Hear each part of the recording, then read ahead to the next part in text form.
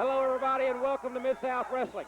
I'm Jim Ross. Along with Joel Watts, we'll describe the action you'll see in the next 60 minutes. It's going to be a tremendous program, ladies and gentlemen. We'll also be highlighting the big confrontation, the final confrontation coming down in the Superdome. We'll be talking about that in just a moment, but Joel, I know you've got a big announcement to make. We have a new television champion, Jim. It's Hacksaw Butch Reed. He won the title from Dirty Dutch Mantell on July the 22nd in downtown New Orleans at the Municipal Auditorium. And Dirty Dutch Mantell has asked for a rematch, and Butch Reed has granted it to him right here on television. That will be our television main event. It certainly will. That television title match here today, just a few moments, ladies and gentlemen, and you know, this confrontation between Cowboy Bill Watts and Skandar Akbar has finally come to a head. The final confrontation has been signed to happen in the Superdome, and no one can better explain this tremendous struggle for the supremacy in Mid-South, and it goes beyond just a physical supremacy.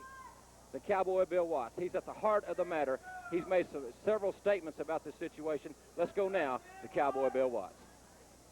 On May the 4th in Jackson, Mississippi, one of the most heinous acts of barbaric terrorism that has ever been perpetrated in any professional sport happened to Hacksaw Jim Duggan at the hands of Skandar Akbar, a man from the Far East, where terrorism is an accepted word, where terrorism is almost brings you to hero status. Let's watch and relive that moment that has affected my life and everyone in Mid-South so drastically where Duggan almost lost his eyesight and his career. Right there you see it from another camera angle. That tremendous ball of fire with the left eye in the face of Hacksaw Jim Duggan.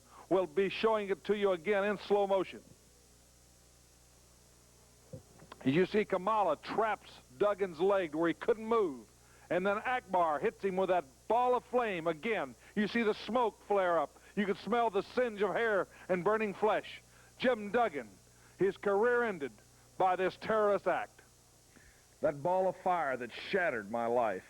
Because in my life, three things are important: God, family, and country. And I had to really think about it because of what had happened to Jim Duggan and what I knew Akbar was trying to do and what was happening to our country, the world, and all the things that are bringing about this even being possible. And I searched my soul and I made some statements. These are those statements. A lot of things have been bothering me lately. Hacksaw Jim Duggan, a man's man. Asks no quarter, gives none. He always gave 150% of himself to his fans and to the athletic event he was in. And look what's happened to him. Look what's happened to him. How far can it go? How low can you go?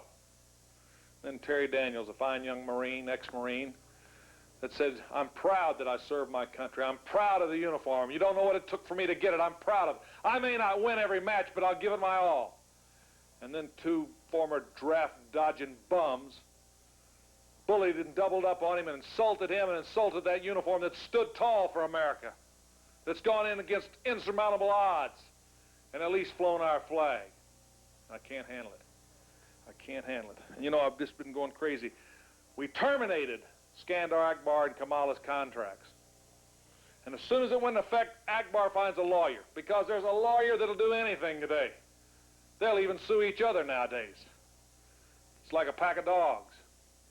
And he'd get a lawyer that says you can't suspend a man without a hearing.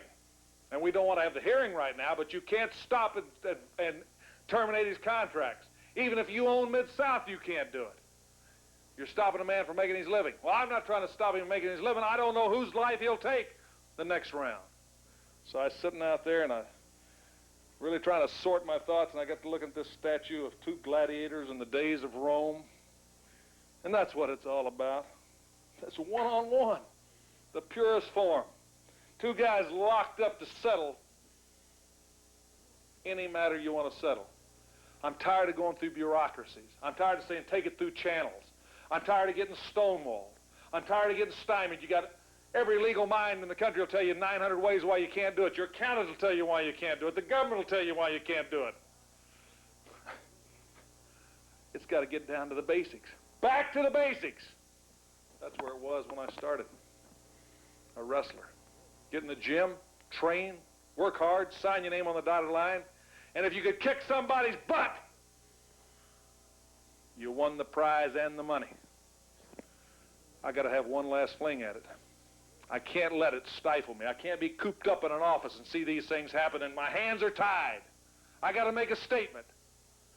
I got to find out if Cowboy Bill Watts still has what it takes to walk tall, to settle things one-on-one, to stand up for America, to stand up for my friends, to stand up for Mid-South, to stand up for what I think's right. You know, wrestling's all I have. And the wrestling fans that have backed me for years and backed Mid-South mean a lot to me. I can't do everything for everybody. But one thing about it, I feel that there's no man that should have to do something that I'm not willing to do myself. So I came out of retirement and I put my fanny on the line. And that's what it's all about. But Akbar, your oil money that breeds a greed that corrupts everybody. As DiBiase and Dr. Death got involved, I had to come to Duggan's rescue. Let's watch. Duggan fires Larry Clark all the way over the top rope. Clark falls back into the ring. Whoa, wait a minute. Dr. Death and Ted DiBiase.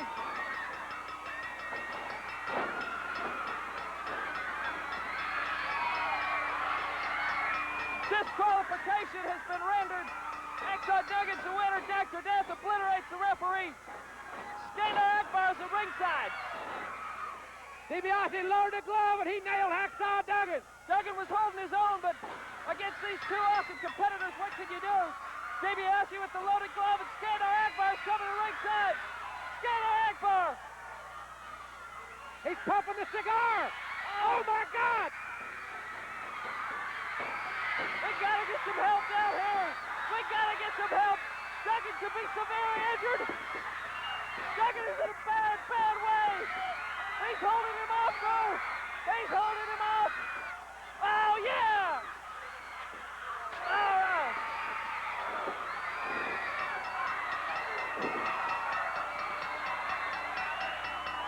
Bill Watts said he wasn't going to stand for any Akbar stuff. Cowboy Bill Watts, 304 pounds, and you talk about walking tall. He saved Hacksaw Duggan's other eye. Akbar was set to go with that cigar. I make no apology for any weapons that I need to use because this is a war against a terrorist. The same kind of mentality that hijacked our people on that TWA flight and tortured them and slapped them around and laughed at the impunity with our reaction. I'm not a bleeding heart liberal. I'm a law and order man. I'm a man that's an American supremacist. And let me tell you something, in this war, it has to come down to a final solution. You and I, Akbar, because that's what it's all about. But people have come back to join me. Hacksaw Butch Reed, Captain Redneck Dick Murdoch, Mike Graham, the son of a closest friend I ever had in the wrestling industry. He had come in too, and he became an inadvertent victim. As Akbar, you preyed on my emotion, knowing how bad I want to get my hands on you, and you had a trap set for me. And look what happened to Mike Graham as he gave of himself unselfishly to prevent what happened to Jim Duggan happening to Cowboy Bill Watts. And Akbar torched him. And you see it right there. Well, Akbar, you can't get away with it. I promise you, and I promise the people of Mid-South, I'll put everything I have on the line in a final showdown against you, Skandar Akbar, in the Superdome. Well, you see just exactly what has happened, ladies and gentlemen, what has transpired in the past few weeks here in the Mid-South area. It's all going to come to a head. The final confrontation in the Superdome. Cowboy Bill Watts and Hacksaw Jim Duggan have made a statement about that upcoming battle, and here are their comments. When Mike Graham got burned, and this man standing next to me has felt that pain and agony, was off 4 weeks and almost ended his whole career, and he almost lost the vision of an eye.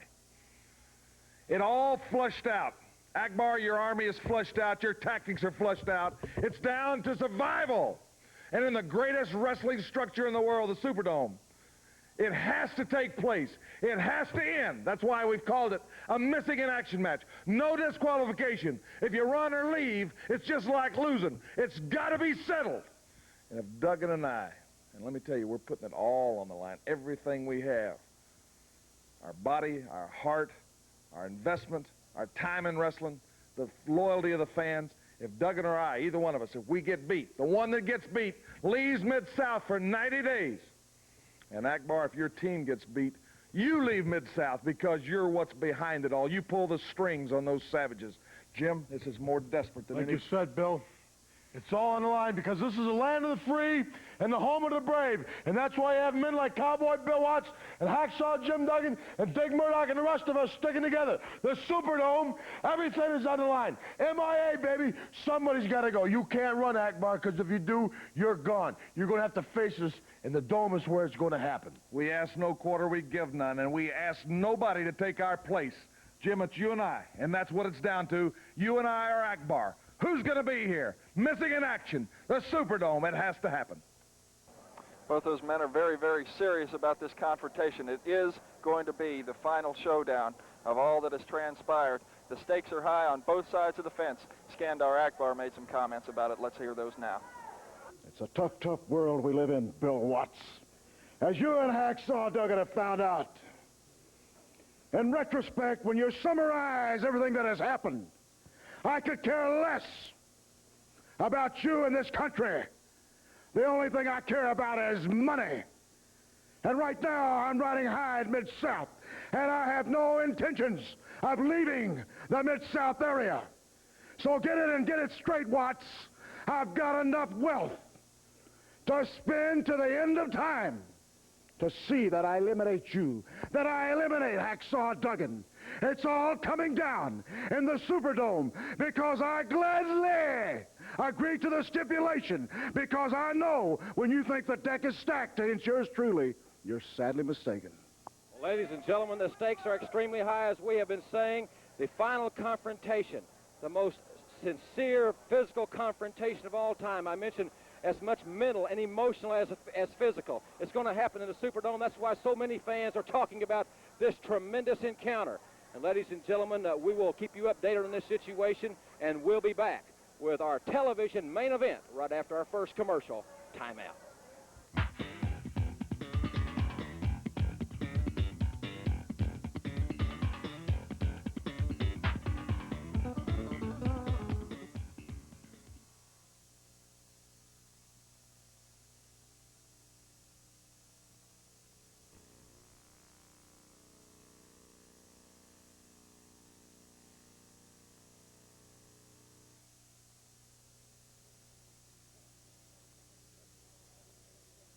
Well, in just a few moments, ladies and gentlemen, you're going to see Hacksaw Butch Reed defend his newly won Mid-South television title against the man he took it from, Dirty Dutch Mantell. That tremendous encounter took place on July 22nd in New Orleans. Dirty Dutch Mantell, a very talented athlete, a very, very determined man, and with Reed's pending battle with Ric Flair, the stakes are doubly high as far as Hacksaw Reed is concerned, and Dutch Mantell had this to say.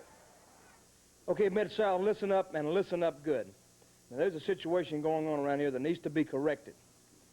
Now, everybody knows Butch Reed is the new Mid-South television champion, and he took it off yours truly, me. And I don't take kindly to defeat, nor do I like to lose. I'm a sore loser, have been and always will be. But Mid-South, at least they had the foresight to make Butch Reed put that title back up on TV today against me. Now, Reed, how does it feel to be forced to do something? I don't think you like it, but there's more than the title at stake here, because you're the front runner for the World's Heavyweight Championship, and Ric Flair has promised me a substantial sum of money if I can take you out. And not only today will I win my title back, I'm going to make a lot of money. Get ready, Reed. I'm looking at you today. Dirty Dutch Mantell said that he owed Nature Boy Ric Flair a favor. So I think what we're about to see here is somewhat more than a title match. It could be considered a bounty match by many people. Let's go to the ring. Action's about to start. This event for the Mid-South television title, which means it's one fall or 15-minute time limit. In the ring from Altroff, Texas at 227 pounds, the challenger, Dirty Dutch Mantell.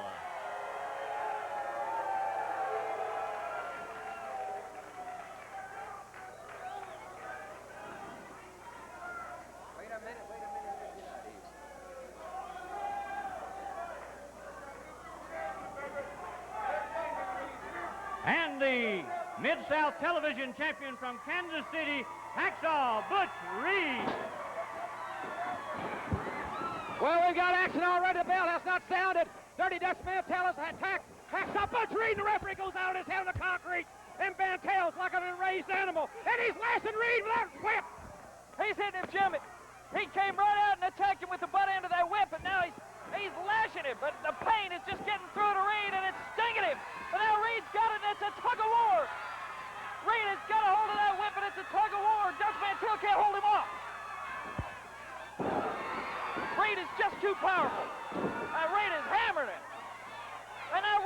got the whip.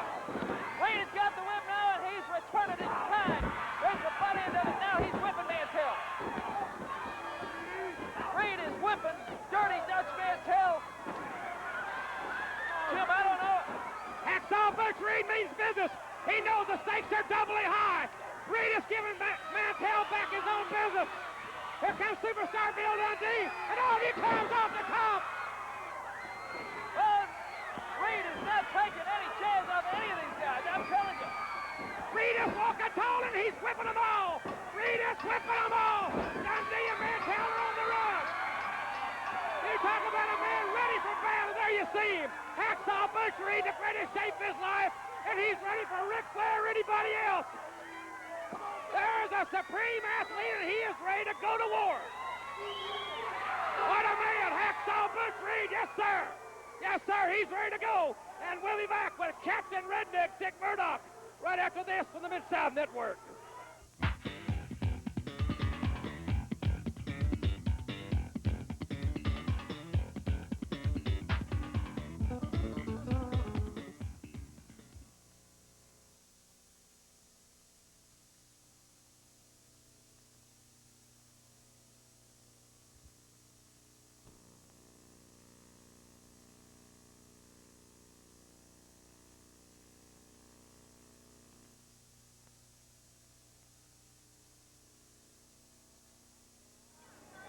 This event, one fall or 10-minute time limit.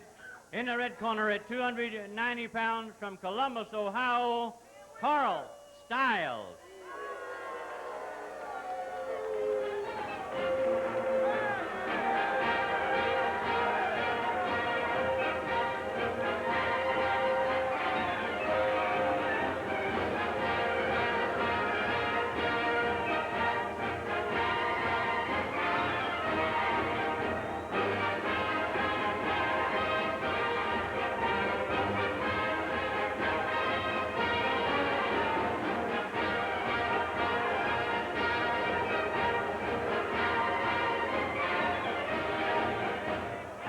Opponent, 273 pounds from Waxahachie, Texas, Captain Redneck Dick Murdoch. I just had a word with Mr. Stiles, and I think we've come to an arrangement. You know, I agree with Bill Watts about very few things, but what he said at the top of this program today rings very true and clear. People have to take care of their business right here and now. Murdoch, I don't want to wait until the Superdome to get a piece of you, so what about going at it right here, right now on this program, huh? How about it, Murdoch? You got any guts? Huh? What do you say? Come on, are you a man or a mouse? Boyd Pierce, you hear these people out here, Humperdinck? They want it. They want it right now. So you get your little Pillsbury Doughboy body out of here and bring us Nightmare. Let's settle it right now. Put that North American title on the line and let's go for it right now, big boy. You got yourself a match, Murdoch, but who you're going to be facing is not the Nightmare. It's a gentleman you see coming behind you right now, Denny. Take a look at him. 6'8", 315 pounds from the Valley of Death. The man is called Humongous.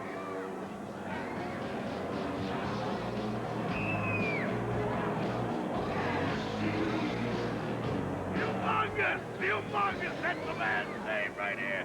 Get out of the ring and let the fight begin.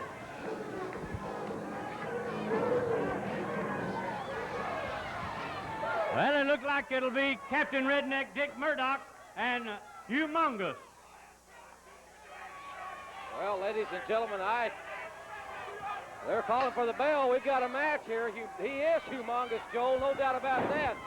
He's one of the most phenomenal physical specimens I've ever seen.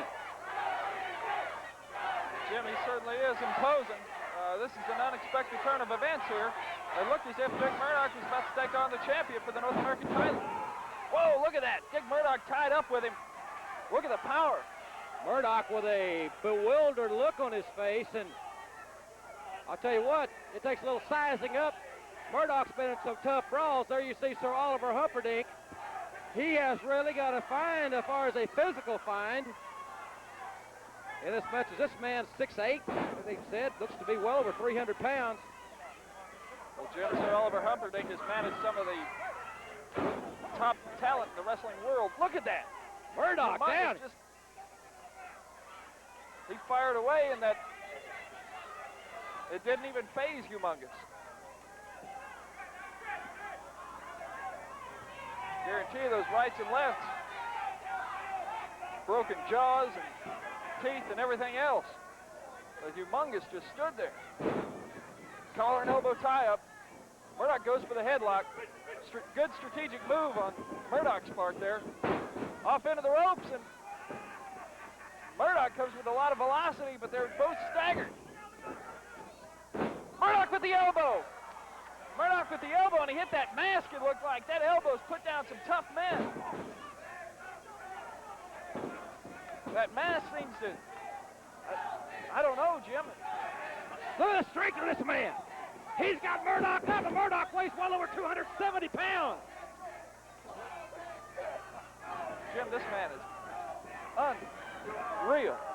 Oh, that headbutt right on the Murdoch down on the floor. That Humongous, he headbutted Murdoch with that headgear, that unorthodox headgear.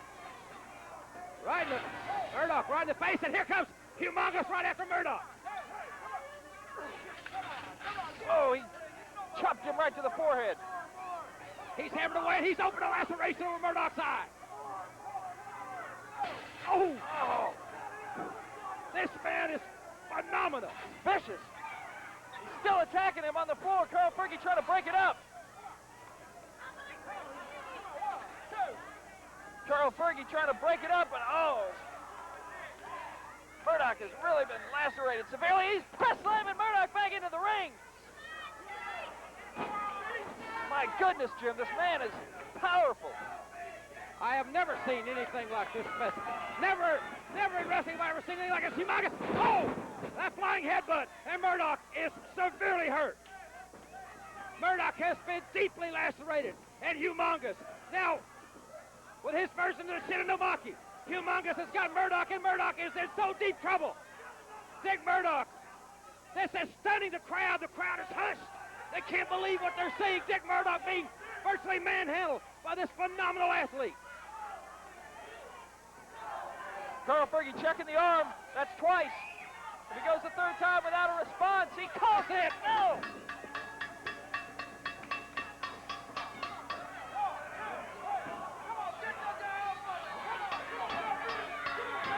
He won't break it, Jim. This could be very dangerous.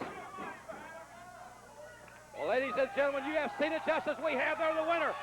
Humongous and Oliver Humperdinck. Sir Oliver Humperdinck has a real weapon now in his arsenal. And Dick Murdoch, Captain Redneck, is, well, ladies and gentlemen, we'll be right back with more Mid-South action right after this timeout.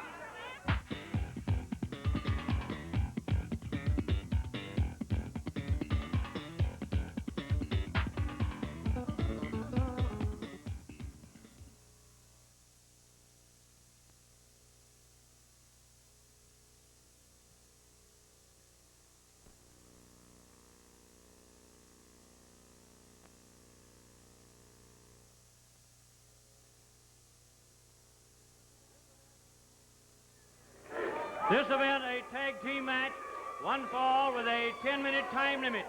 In the red corner, Jake the Snake and the Barbarian. And across the ring, their opponent, Ken Glover and the Mongol. Your referee, Tommy Gilbert. Well, ladies and gentlemen, tag team action here on Mid-South. As we await the official signal for the bell here, as Boyd Pierce is clearing the ring, there you see the #1 contenders for the Mid-South Tag Team titles. And that, of course, Jake the Snake Roberts and the Barbarian as they go against the Mongol and Ken Glover here on Mid-South Wrestling. Here the fans chanting DDT when Jake the Snake and the Barbarian came in.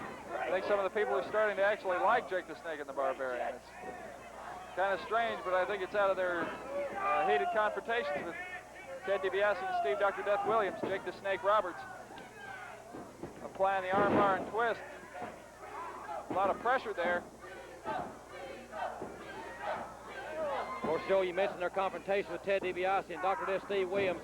There's no doubt about something in that situation that's got to give very, very soon. That has become one of the most physical battles of any four men I've ever seen in wrestling. No doubt about it, Jim. When those four guys get in there and battle it out, it is nothing but a brawl. It is something to see. Jake the Snake Roberts with a hard chop there. Barbarian showing that great agility, leaping right over the top rope. One of the most imposing physical specimens in wrestling is this young man, improving each and every week. And under the tutelage of Jake the Snake Roberts, he's really getting some keen insight to the technical aspect. But right there is not too technical. That is raw power, and he is physical. Oh, and he's just slapping Ken Glover. Always hammer. You know, one thing about Jake the Snake and the Barbarian, both of them have tremendous height. And I think Jake the Snake has somewhat taught the Barbarian how to use his leverage as well as his strength. He has become a true superstar in wrestling.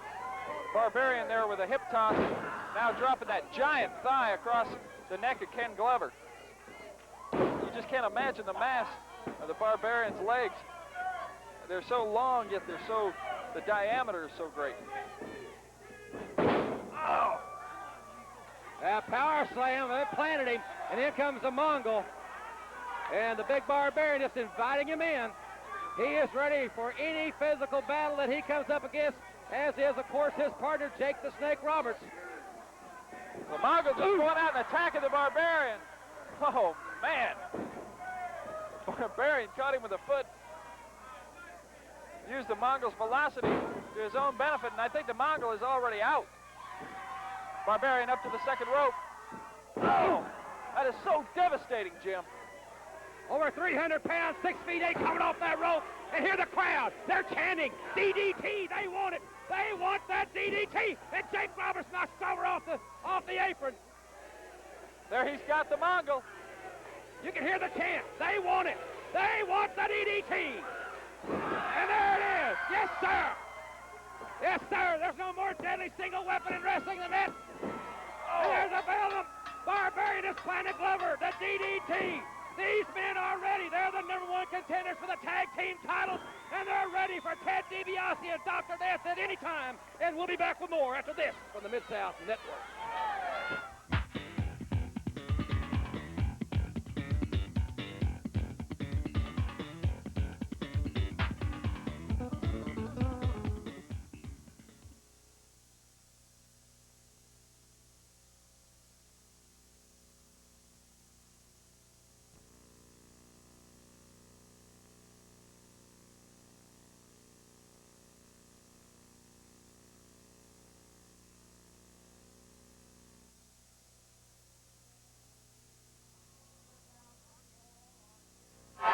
This bout, one fall or 10-minute time limit.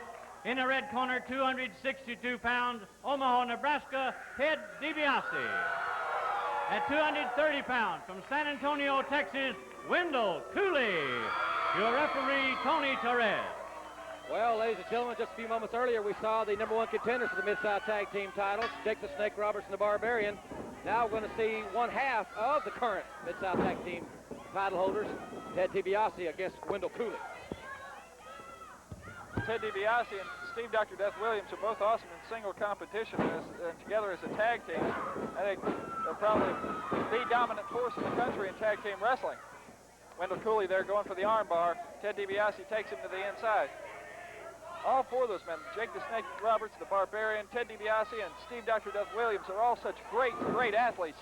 Ted DiBiase, of course, the master tactician, the head of the Rat Pack, the man with the experience.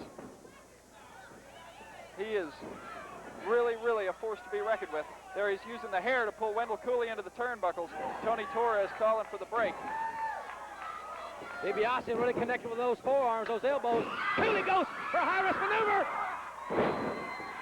Cooley made the backflip and caught DiBiase off guard. He gets his with a hip toss and then a drop kick, but he misses with the drop kick again. He went to the well once too often to Ted DiBiase. As we said so many times, the master tactician. He's such a quick thinker in that wrestling ring. And now he's quick to the attack, quick to gain momentum on Wendell Cooley. Ted DiBiase could really kick it in gear when he needs to, when he seizes his opportunity. He can be so vicious. There, that hard elbow sends Cooley down to the canvas, and Cooley is getting up very slowly from that one. A kick to the side of the face. DiBiase is relentless. DiBiase knows the heat is on as far as the tag team championship situation is concerned. Neckbreaker.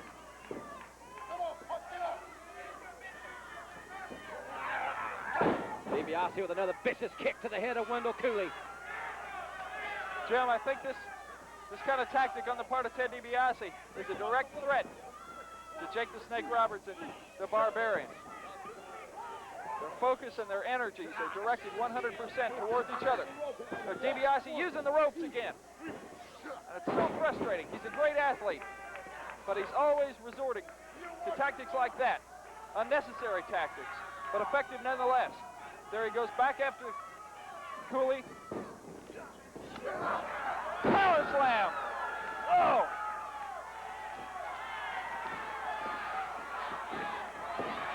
He sunk Wendell Cooley into the canvas, and now there he goes for that figure four leg lock.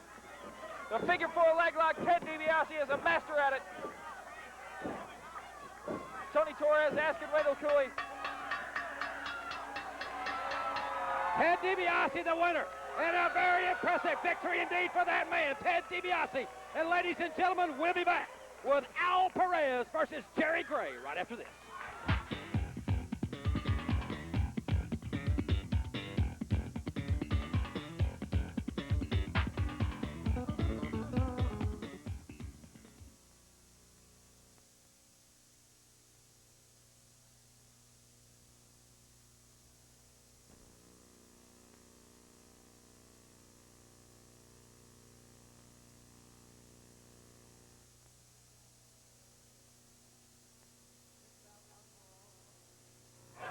This bout one fall with a 10-minute time limit. In the red corner at 230 pounds from Orlando, Florida, Jerry Gray. And across the ring, 235 pounds from Tampa, Al Perez. Your referee, Carl Fergie. Al Perez gets a tremendous hand from this crowd, the Irish Steel Boys Club, ladies and gentlemen. Very impressive youngster. He'll be going against Jerry Gray. You heard him introduced. Orlando, Florida.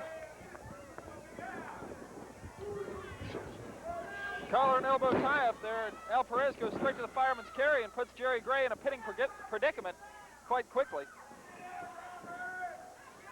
Al Perez has won a few matches here on Mid-South Wrestling quite quickly, as a matter of fact. There he goes back to the pinning situation once again on Jerry Gray. Al Perez, a great amateur wrestler out of Tampa, Florida.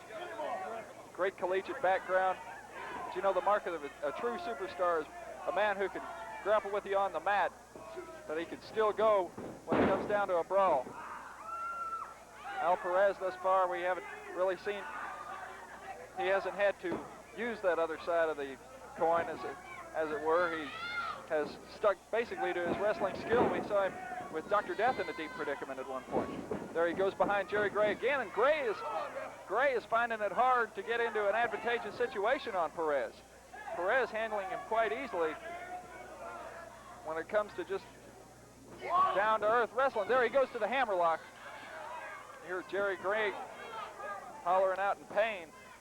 Hammerlock is an extremely painful hold, especially when you combine it with a top wrist lock like Perez is doing here. Into the ropes. Carl Fergie calling for the break. Back to the ropes, and now Jerry Gray. Whoa! Gray really connected with a right cross. Right to the chin. Carl Fergie was trying to break it up. I think Jerry Gray decided that there's no way he's going to get ahead by trying to wrestle Al Perez. Now he's going to go out street fight style.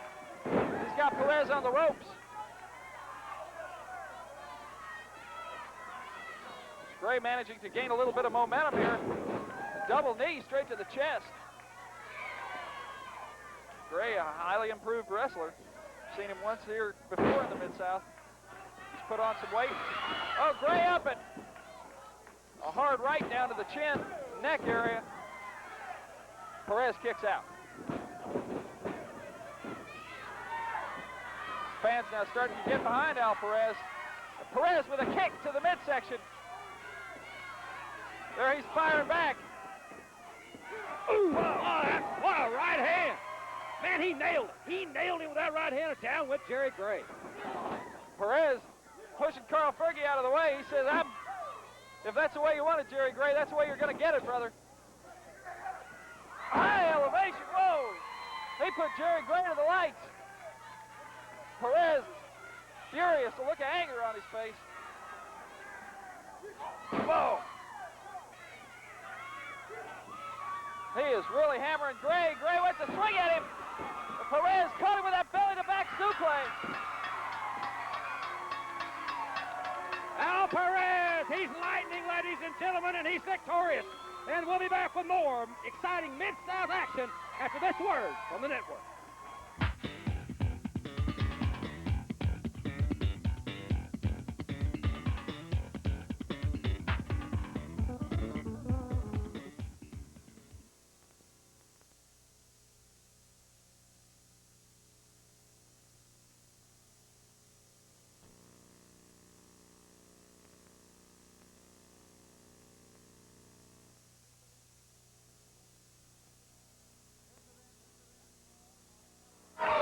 This event, one fall or television time Wait a minute.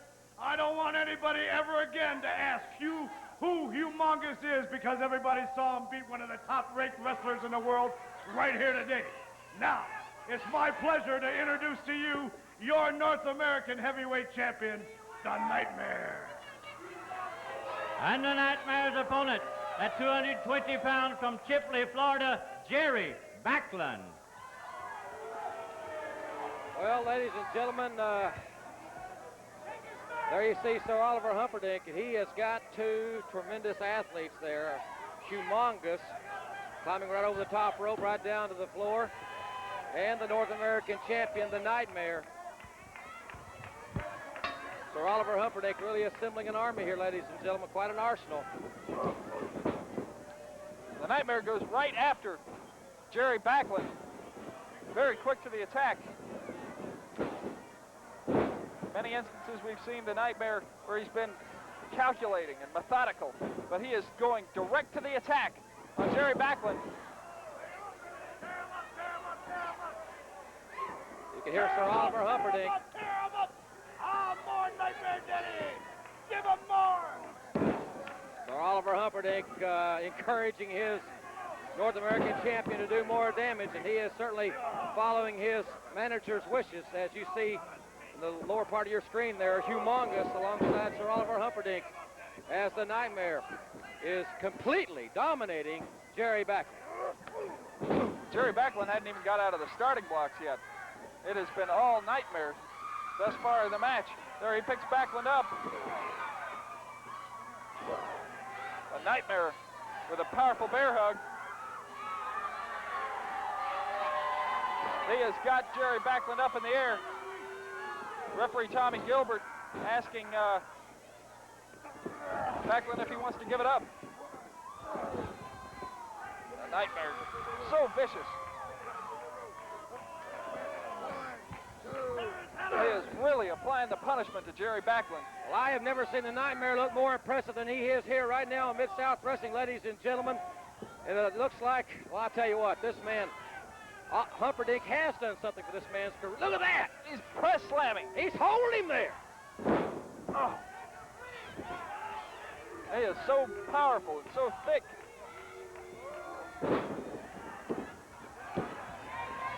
It's no wonder that this man is the North American champion.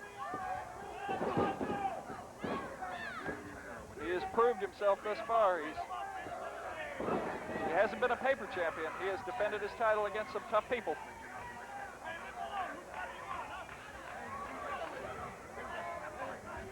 He's pulling Backlund up by a hair. I think at this point, Jim, it's only a matter of time. Lateral press. There, he's pulling Backlund up. Jim, I think that might have been from the advice of Sir Oliver Humperdinck. I agree wholeheartedly, Joel. Humperdinck is such a sadistic individual, it seems. What a vicious backbreaker. This man is sadistic. He is sadistic hero today on Mid-South. He had him pinned. He had the man pinned right there, picked him up once again. He had him. Jim, Referee Tommy Gilbert starting to admonish the Nightmare for these tactics. Certainly unsportsmanlike, and it can be very dangerous for a wrestler to do this type of thing. The Nightmare is administering punishment after the fact. I think he had Jerry Backlund beaten twice. This young man from Florida he's out of it. He is out of it and sets down a pile driver. He planted him in that mat with a pile driver. That's got to be all. That's it. There you see the North American champion, the Nightmare, victorious, ladies and gentlemen, here on Mid-South Wrestling. And ladies and gentlemen, at this point in time, we have just a few moments left here on Mid-South Wrestling. I want to ask superstar Bill Dundee to come in here. Bill, there's a lot of things going down right now, and I think there's some things that needs a little bit of explanation. And if nothing else, I think you owe the fans somewhat of an explanation of what's going on. I don't owe nobody anything, but seeing you ask Mr. Ross, I'm just going to tell you something. I was the first guy to bring class to professional wrestling. I was the first guy to dress up in a nice-looking suit like this, then all of a sudden everybody wants to be an imitator. That little goof Bobby Fulton that runs around here in his Kmart jacket, the studs on the back of this more than his whole wardrobe. Well, I'm going to tell you something, Fulton. I'm going to wrestle you next week right here in this ring. And the prize, my boy, if you can beat the superstar, is this suit. And you can't afford a suit like this, Daddy. But if you win, if you get the 1, 2, 3, he can have the suit. He can walk right out of the building with it. Then he'll have a little class to his act, Jack. So you're saying that you're going to wrestle Bobby Fulton right here next week on Mid-South Wrestling? You have a date, Jim Ross, and so does Bobby Fulton, and you're looking at the winner. Thank you. All right, well, ladies and gentlemen, there you hear superstar Bill Dundee's comments. Joel, I'll tell you what, ladies and gentlemen, what a tremendous hour. We have seen Humongous and Dick Murdoch. What a confrontation. What a man Humperdinck has, Joel. The Lord Humongous is just an awesome athlete. He is such an unbelievable specimen. It's unbelievable to be seen. Plus, ladies and gentlemen, the confrontation, the final confrontation. It's all going to happen in the Superdome. Cowboy Bill Watts, that final showdown with Akbar. The stakes are so high. For ring announcer Boyd Pierce and Joel Watts, I'm Jim Ross saying so long, everybody. We'll see you next week.